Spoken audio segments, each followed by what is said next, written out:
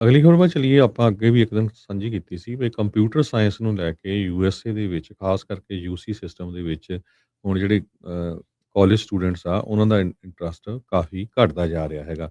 UC system ਦੇ ਵਿੱਚ 6% ਘੱਟ ਐਨਰੋਲਮੈਂਟ ਹੋਈ ਆ ਕੰਪਿਊਟਰ ਸਾਇੰਸ ਦੀ ਡਿਗਰੀਜ਼ ਦੇ ਵਿੱਚ ਇਸ ਸਾਲ। ਕਿਉਂਕਿ ਜੋ ਆਪਾਂ ਦੇਖ ਰਹੇ ਹਾਂ ਏਆਈ ਨੂੰ ਲੈ ਕੇ ਜੌਬਸ ਦੇ ਵਿੱਚ ਕਾਫੀ ਜ਼ਿਆਦਾ ਆਈਟੀ ਇੰਡਸਟਰੀ ਦੇ ਵਿੱਚ ਘਾਟਾ ਹੋਇਆ, ਖਾਸ ਕਰਕੇ ਕੋਡਿੰਗ ਸੌਫਟਵੇਅਰ ਪ੍ਰੋਗਰਾਮਿੰਗ ਦੇ ਵਿੱਚ। National student clearing house research centre ਨੇ ਕਿਹਾ ਵੀ ਹੁਣ ਟ੍ਰੈਡੀਸ਼ਨਲ ਜਿਹੜੀ ਕੰਪਿਊਟਰ ਸਾਇੰਸ ਦੀ ਡਿਗਰੀ ਆ ਉਹ ਤੋਂ ਸਟੂਡੈਂਟਸ ਭੱਜ ਰਹੇ ਹੈਗੇ ਆ। ਸਿਰਫ ਇੱਕੋ ਇੱਕ ਕੈਂਪਸ ਆ ਯੂਸੀ ਸੈਨ ਡੀਗੋ ਦਾ, ਜਿੱਥੇ ਸਟੂਡੈਂਟਸ ਨੂੰ ਐਡ ਕੀਤਾ ਹੈਗਾ ਆ।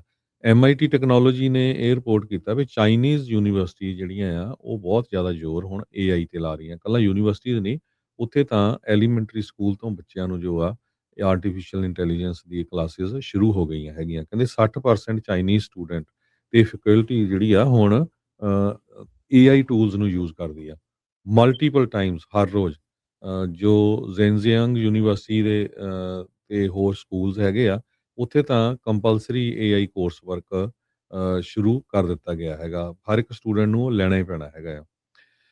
ਤੇ ਕਹਿੰਦੇ ਵੀ ਚਾਈਨਾ ਦੇ ਵਿੱਚ ਜਿਹੜੀ fluency with AI is not optional anymore. US ਦੀਆਂ ਯੂਨੀਵਰਸਿਟੀਜ਼ ਦੇ ਵਿੱਚ ਹਜੇ ਕੈਚ ਅਪ ਹੋਣਾ ਕਾਫੀ ਜਿਹੜਾ ਔਖਾ ਲੱਗ ਰਿਹਾ ਆ। ਬਹੁਤ ਘੱਟ ਯੂਨੀਵਰਸਿਟੀਜ਼ ਆ ਜਿਨ੍ਹਾਂ ਦੇ ਵਿੱਚ ਏਆਈ ਦੀਆਂ ਜਿਹੜੀਆਂ ਕਲਾਸਿਸ ਆ ਉਹ ਸ਼ੁਰੂ ਹੋਈਆਂ ਹੈਗੀਆਂ ਆ।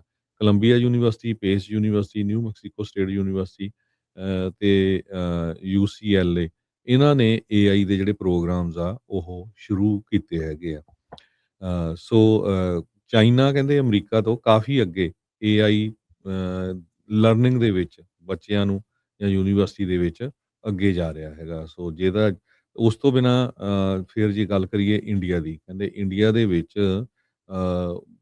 ਕਿਉਂਕਿ ਗਿਣਤੀ ਬਹੁਤ ਆ, ਇੰਨੀ ਵੱਡੀ ਜਨਤਾ ਆ ਇੰਡੀਆ ਦੇ ਵਿੱਚ, ਤੇ ਬਹੁਤ ਵੱਡੀ ਗਿਣਤੀ ਦੇ ਵਿੱਚ ਜਿਹੜੇ ਲੋਕ ਆ ਇੰਡੀਆ 'ਚ ਚੈਟ ਜੀਪੀਟੀ ਨੂੰ ਯੂਜ਼ ਕਰ ਰਹੇ ਹੈਗੇ ਆ। ਚੈਟ ਜੀਪੀਟੀ ਨੇ ਨੂੰ ਲੈ ਕੇ ਜਿਹੜੇ ਆਲਟਮੈਨ ਆ ਉਹ ਇੰਡੀਆ ਜਾ ਰਹੇ ਆ, ਕਿਉਂਕਿ ਉਹਨਾਂ ਨੇ ਇੱਕ ਬਹੁਤ ਵੱਡੀ ਕਾਨਫਰੰਸ ਇੰਡੀਆ ਦੇ ਵਿੱਚ ਰੱਖੀ ਹੋਈ ਹੈਗੀ ਆ।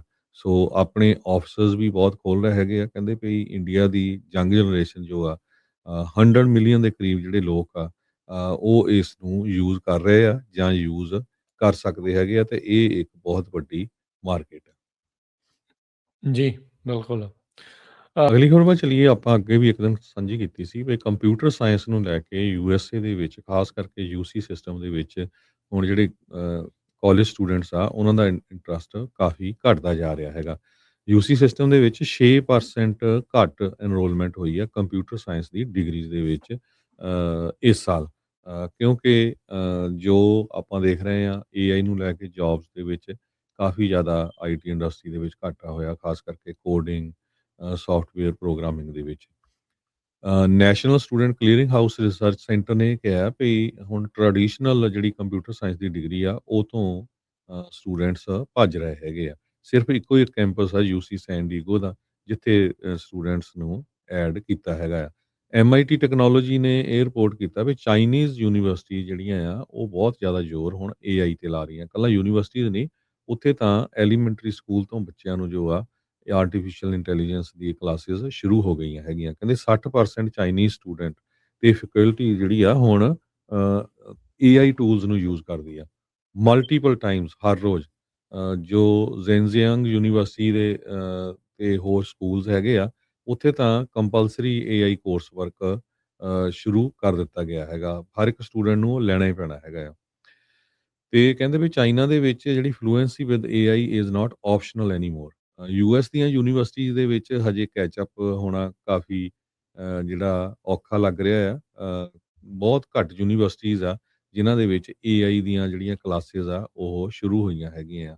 ਕੋਲੰਬੀਆ ਯੂਨੀਵਰਸਿਟੀ, ਪੇਸ university, new Mexico state university ਤੇ ਯੂਸੀਐਲਏ, ਇਹਨਾਂ ਨੇ ਏਆਈ ਦੇ ਜਿਹੜੇ ਪ੍ਰੋਗਰਾਮਸ ਆ ਉਹ ਸ਼ੁਰੂ ਕੀਤੇ ਹੈਗੇ ਆ। ਸੋ ਚਾਈਨਾ ਕਹਿੰਦੇ ਅਮਰੀਕਾ ਤੋਂ ਕਾਫੀ ਅੱਗੇ ਏਆਈ ਲਰਨਿੰਗ ਦੇ ਵਿੱਚ ਬੱਚਿਆਂ ਨੂੰ ਜਾਂ ਯੂਨੀਵਰਸਿਟੀ ਦੇ ਵਿੱਚ ਅੱਗੇ ਜਾ ਰਿਹਾ ਹੈਗਾ। ਸੋ ਜਿਹਦਾ ਉਸ ਤੋਂ ਬਿਨਾਂ ਫਿਰ ਜੇ ਗੱਲ ਕਰੀਏ ਇੰਡੀਆ ਦੀ, ਕਹਿੰਦੇ ਇੰਡੀਆ ਦੇ ਵਿੱਚ ਕਿਉਂਕਿ ਗਿਣਤੀ ਬਹੁਤ ਆ, ਇੰਨੀ ਵੱਡੀ ਜਨਤਾ ਆ ਇੰਡੀਆ ਦੇ ਵਿੱਚ ਤੇ ਬਹੁਤ ਵੱਡੀ ਗਿਣਤੀ ਦੇ ਵਿੱਚ ਜਿਹੜੇ ਲੋਕ ਆ ਇੰਡੀਆ 'ਚ ਚੈਟ ਜੀਪੀਟੀ ਨੂੰ ਯੂਜ਼ ਕਰ ਰਹੇ ਹੈਗੇ ਆ। ਚੈਟ ਜੀਪੀਟੀ ਨੇ ਨੂੰ ਲੈ ਕੇ ਜਿਹੜੇ ਆਲਟਮੈਨ ਆ, ਉਹ ਇੰਡੀਆ ਜਾ ਰਹੇ ਆ ਕਿਉਂਕਿ ਉਹਨਾਂ ਨੇ ਇੱਕ ਬਹੁਤ ਵੱਡੀ ਕਾਨਫਰੰਸ ਇੰਡੀਆ ਦੇ ਵਿੱਚ ਰੱਖੀ ਹੋਈ ਹੈਗੀ ਆ।